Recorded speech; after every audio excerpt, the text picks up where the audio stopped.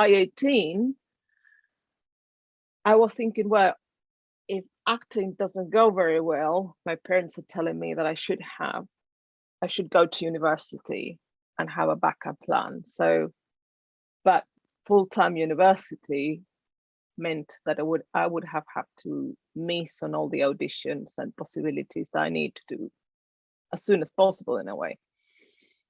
So by 19, I got into the national cast of the most prestigious place in Argentina that had a permanent cast. And they only had people that were 21 years and older. But luckily, just to give my ego a little, they changed it for me. They changed for me to let me in. But again, what happened was that once you were going into that, you were sort of guaranteed you would have work for life, sort of thing. It's like probably in the United States, like having tenure. It's like that sort of thing. So once I got there, I was like, yay. And then you work your way up. So you start being in the cast at the back or whatever, and then you sort of keep training. And that was full time with full training, super amazing place. Very early in my life, I got a bit complacent, thinking, that's it, done, that's it, tick. That's all I wanted to do.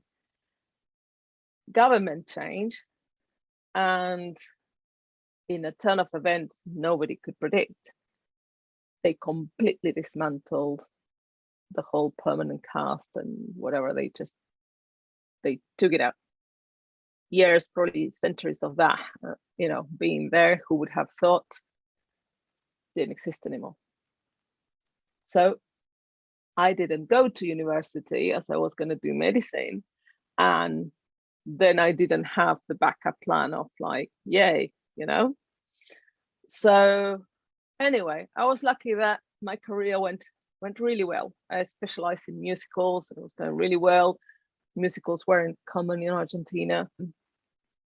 Then they put together the biggest musical I think there's been, it was in a place. They changed a place like the Madison Square into a theater sort of thing.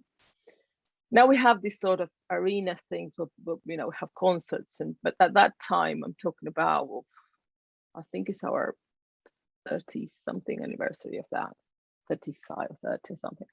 They put together this $1 million musical that at that time is mostly like now saying the $1 billion. It was like unheard, right? So, and I ended up being in the cast and I ended up having one of the leading roles. So again, it was a huge,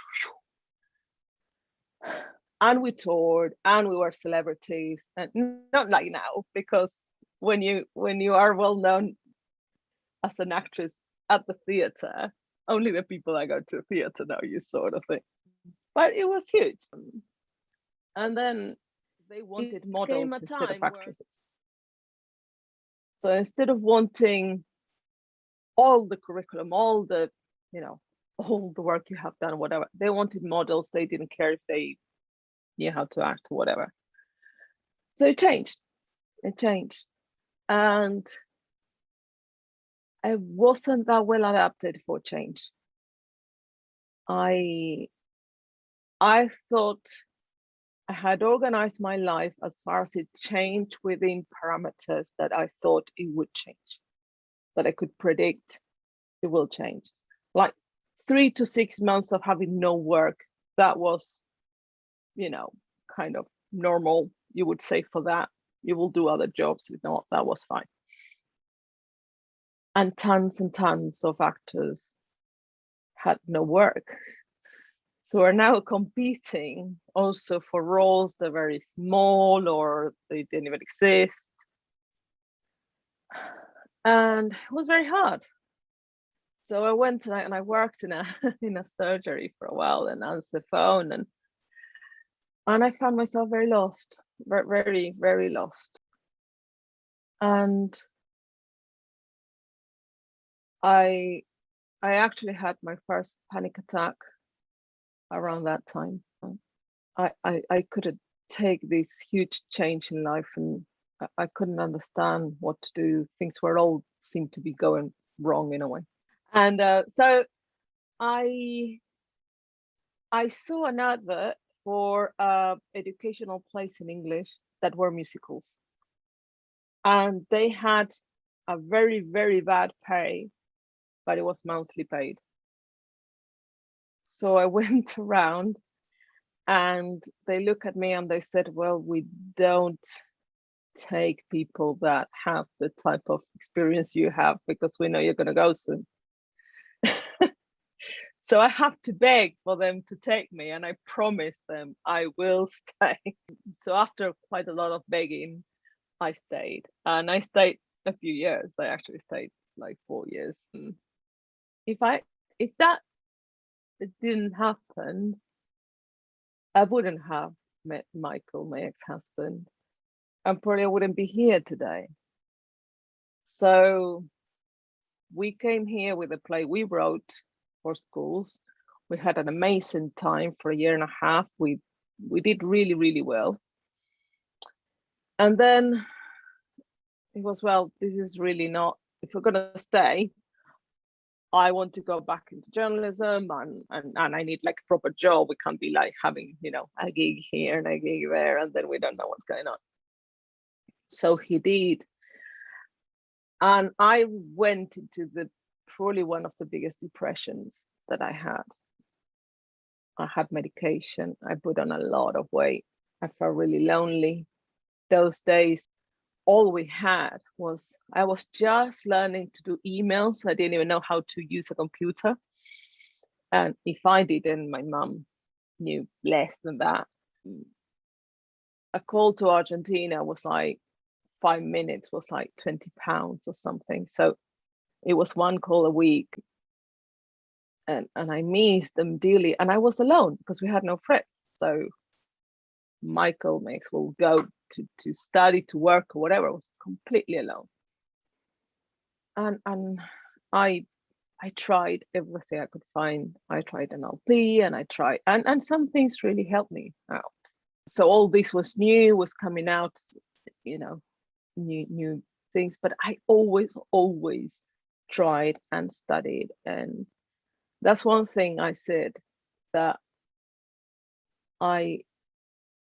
if there's something I could say about myself, is that I never stopped trying. There was something in me that had hope.